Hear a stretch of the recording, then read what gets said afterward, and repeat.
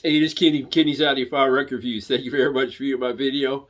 As always, please like and subscribe. I sincerely appreciate that.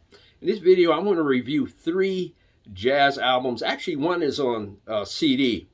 This is one of those rare cases where the CD that I review sounds better overall than the 2 albums. As I always tell my audience who watches my videos, it's wise to listen to the albums that I review on this video, on my videos first before you purchase these albums, because listen to the review as well, because you may not like the music. 2 of the albums, they might be the type of albums that you listen to on the internet or YouTube. You don't have to go out and purchase everything. There's a lot of albums that I do not own, but I listen to them on YouTube. And 2 of the 3 might fit in that category. And also, I'm going to reply to a viewer's comment. Here's a comment. And I'm going to reply this comment at the end of this video. And here's a comment. To my ears, XRCD is way better than SACD.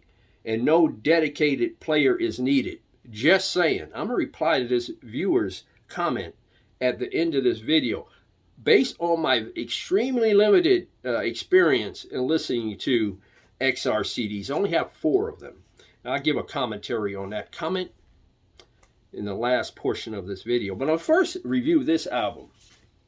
And again, this fits in the category of, because of the sound properties of this album, you may not want to purchase this per se, but check it out on YouTube because the music is quite good. It's an album by saxophone player Ricky Ford, and the name of the album, Shorter Ideas. Got the name from the album because 4 of the songs, matter of fact, the first 4 songs on this album are Wayne Shorter songs. But this album features Ricky Ford tenor saxophone, James Spaulding alto saxophone and flute, Jimmy Knipper trombone, Kirk Lightsey piano, Rufus Reed bass, Jimmy Cobb drums. I'll show you the back of this album. This is a thrift store find. I may have talked about this in a previous video and forgot about it, but at least I'm giving it a second shot, I guess, for people who may not have seen that video. But I'm sure I may have talked about this in a previous video. These are the songs, by the way. Like I said, the first 4 songs are Wayne Shorter songs. I think one of them is a Ricky Ford song, and another one is a Duke Ellington song, if I recall. But the music on this album is quite great, and Ricky Ford on saxophone, tenor saxophone, is excellent on the performances on this album. And he surrounded himself with very nice professional musicians on this greatly performed album. It's just held back because of the sound. I don't think it was, in my opinion, on the system I was using, my Rega P8 turntable with Feather 3 cartridge, I don't think it was recorded that well. And the sound stage could have had more depth, or width, I should say, to it. And this may not rise to a level of an album to be purchased. Like I said, check this out on YouTube in terms of the performances. And the song Pinocchio on this album is fantastic. I know Weather Report, I believe, did a version of Pinocchio, the Wayne Shorter composition, but it's performed quite great on this all acoustic setting on this album. This was issued on Muse Records in 1985. Ricky Ford on tenor saxophone. A solid performance by Ricky Ford throughout this very nice album, where I'm giving the performances on this album 8, but it suffers in sound in terms of the detail and it has some soundstage issues. It just lacks properties of an audiophile album on this particular recording. It just simply was not recorded that well. That's why I recommend you perhaps just listen to this one on YouTube, but I'm giving the sound a 6.5. What a great performance by Ricky Ford, backed by great musicians, like I said, James Spaulding, Rufus Reed, Jimmy Cobb. Ricky Ford, Shorter Ideas. Check this one out on YouTube. The next one I'm going to review is, and this falls in the same category as that Ricky Ford Shorter Ideas album, in terms of, you might want to check this out on YouTube because it falls short in terms of audiophile properties that make an album sound really good on a really nice stereo setup where you have great separation. You hear musicians in a three-dimensional sound space. You can point musicians out in a three-dimensional sound space, and the music is pristine and clear. These albums fall short of that mark, but the performances are great. That's why I'm presenting them in this video, so you can listen to them on the internet. If you want to buy them, well, that's your call. But this is Nick Brignola. I hope I'm pronouncing his name, and he is surrounded by all-star cast as well. The name of this album is New York Bound. Sorry if that's too bright because of the light coming through the window. And this features Nick Brignola on reeds. He plays a various amounts of reed instruments on this, you know, saxophone, flute, various reed instruments. Walter Bishop Jr. on piano, Sam Jones bass, Roy Haynes drums. And Nick Brignola is a magnificent reed player, especially the saxophone. He's probably underrated, you know, compared to the more high-profile saxophone player and reed players, but he's quite magnificent on this album. And you want to check out, here, I'll show you the song listing. The first song called Tears Inside is quite good. There's a nice version of Sophisticated Lady, but overall the performance on this album, if you've not heard of Nick Brignola on this album or at all, you might want to check him out. Check out his works on YouTube because he's quite a magnificent saxophone player. I decided to present these two albums on this video because I'm always talking about more high-profile jazz musicians, Miles Davis, you know, Thelonious Monk, John Coltrane, Wayne Shorter, on down the line. So I thought I'd present a little bit musicians, give us some hype. That musicians are a little bit on the obscure side. That's why I mentioned these two. The third one is not obscure at all, but these two are. This gets the same score as Ricky Ford album, where it's a performance is 8, the sound is a 6.5. I do not consider this an audiophile record, but the performance on this album is, or performances by Nick Brignola are quite good on this album. So check this out on YouTube and check him out as a musician overall, his albums and his works on YouTube, because he's quite good as a saxophone player and as a reeds player in general. Nick Brignola. Again, this was issued in 1979 on Interplay Records, by the way. The next musician needs no introduction. He's well known. And this is on an XRCD format. Oh, by the way, the topic I'm going to talk about in a few minutes. Freddie Hubbard, Open Sesame. It's a great title for this and a great picture of Freddie Hubbard on this great cover. This was originally issued in 1960 with Freddie Hubbard trumpet, Tina Brooks tenor sax. Tina Brooks was tremendous on this CD. McCoy Tyner piano, Sam Jones bass, Clifford Jarvis drums. And check out the song Open Sesame. The title track is quite good. And there's another beautiful song, a beautiful composition. It's called But Beautiful. That's B-U-T, beautiful. And it's a very beautiful composition on this very nice CD. Again, this is an XRCD. It's just a Red Book CD, but it's just mastered better. It's mastered by Alan Yoshida. Like I said, the performances are quite good. And it has a nice stereo spread. If I recall, Freddie Hubbard's in the left speaker. Tina Brooks is in the right speaker. Clifford Jarvis on drums is in the right speaker. Sam Jones on bass, I think he's in the right speaker. McCoy Tyner on piano's in the center of the soundstage. This suffers from the normal Blue Note albums where the piano was not recorded that well, especially the bass. Although there are some moments on the CD where the McCoy Tyner's performance in the middle of the soundstage was a little bit more dimensional, a little bit more in the room than an average Blue Note album. But overall, the piano suffered a little bit, so did the bass. I know I say that on all my Blue Note reviews, but this sounds quite good on this XRCD format. It really does.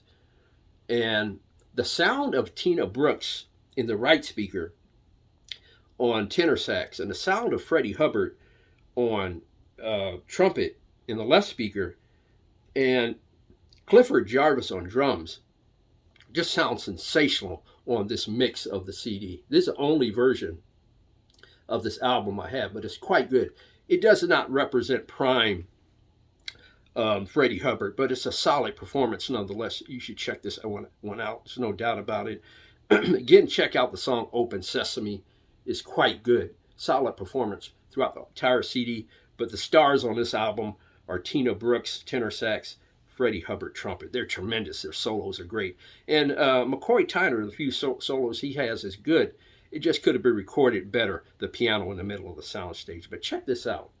Matter of fact, I wish the same crew who worked on these XRCDs would have done Freddie Hubbard's Red Clay album. That is a landmark album in terms, I think that was recorded on the CTI label. That was a landmark album times 10. I wish that same crew who did this magnificent job on this XRCD would have did Red Clay. Because Red Clay, man, I'm telling you, that's outstanding times 10 in terms of performance. Like I said, that's a landmark recording or performance by the great Freddie Hubbard. I wish they would, somebody clean that thing up and do Red Clay. But check this one out nonetheless. 8.5 in sound, 8.5 in performance. Freddie Hubbard, Open Sesame. Before I get to the topic from one of my viewers, I'm going to recommend 3 songs from this Michael Franks album. Now, this is not necessarily a jazz album. It might be categorized as a jazz album. I don't know if I'll put it in that category. The name of this album is Sleeping Gypsy. Now, I'm not going to review this album, but I recommend you, highly recommend, I should say, that you listen to 3 songs on this album. I may have made this recommendation before, but I'm going to do it again because these songs are so great. Oh, by the way, before I get to the recommendation, this was produced by Tommy LaPuma, arranged and conducted by Klaus Ogerman. Klaus Ogerman was sensational throughout his career, and you have great musicians on this album like Joe Sample, Larry Carlton, David Sanborn, Wilton Felder, Michael Brecker. Michael Franks was surrounded by tremendous musicians, Klaus Ogerman. A nice album, a great effort by Michael Franks. Like I said, I'm not going to review this album. I recommend 3 songs. If you're not familiar with this album, it's called Michael Franks' Sleeping Gypsy. I highly recommend you listen to these 3 songs. I played this album to death when I was in high school, and I listened to those songs over and over and over again. The first song is called The Lady Wants to Know. You want to listen to that song first. Antonio's song is beautifully great, and also to a lesser degree, I Really Hope It's You. Again, The Lady Wants to Know, I Really Hope It's You, and Antonio's song on the album Michael Franks' Sleeping Gypsy. Check them out on YouTube, those songs.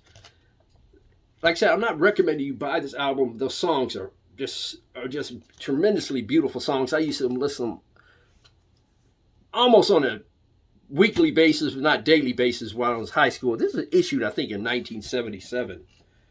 I think I was in the 10th or 11th grade or something like that on Warner Brothers Records.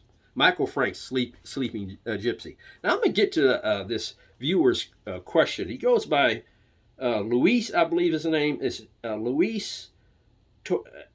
I'll just spell it out. LUISTORRES-HE40.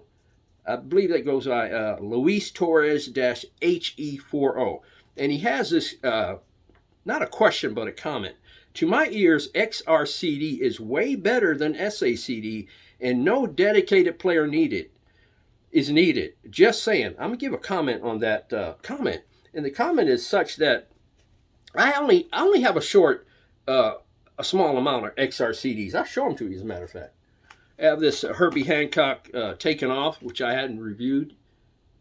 I have Undercurrent, Kenny Drew. I reviewed this in a previous video. Dexter Gordon, Swingin' Affair, and Open Sesame, Freddie Hubbard. So I don't have a large amount of XRCDs to make a strong statement, but I will make this statement.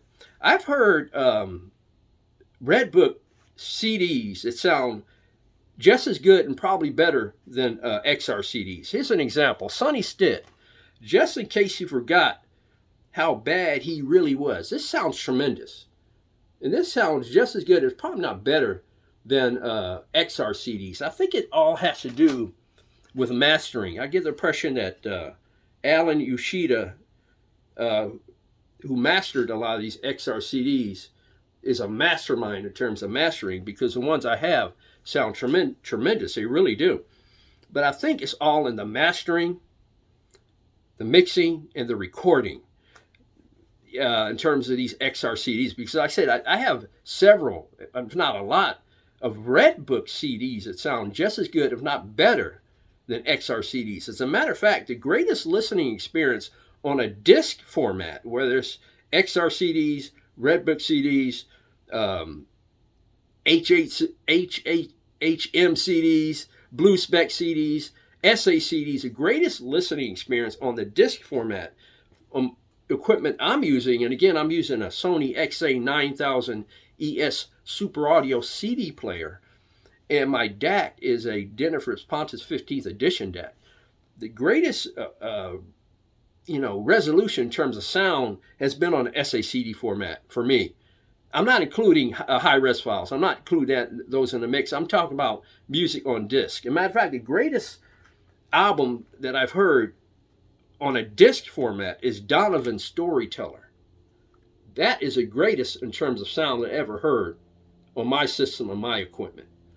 So his statement that XRCDs sound way better than SACDs, I would have to say, in my opinion, I disagree. My greatest listening experience has been on the SACD format when it comes to disc.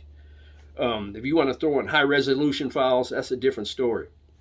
But in his defense, I only have 4 XRCDs, so that's a small sample size to be making that judgment. I'm just making that comment based on what I have, and that I have Red Book CDs that sound just as good, if not better, than XRCDs. SACDs that definitely sound better than XRCDs, in my opinion. Again, this is one of them. This is the greatest SACD I've heard in my life. Sounds significantly better than XRCDs. At least this one. I have several others in that category. I have a lot of SACDs, and so it's easy for me to make that statement anyway. But please leave your comments in the comment section below on that topic. Like I said, I think it all has to do with the mastering, mixing, and recording. Matter of fact, the same crew did this album on this XRCD of Open Sesame by Freddie Hubbard, and they did the exact same thing on SACD. That would be a great comparison. And then we can really, make the comments like that, Please leave your comments in the comment section below if you have any of the music that was presented on this channel. Please like and subscribe. That will help my channel analytics. Leave a comment in the comment section below. That will help my channel analytics as well. Thank you very much for viewing my video. God bless, strong love, and more important than the music, let's keep the peace worldwide.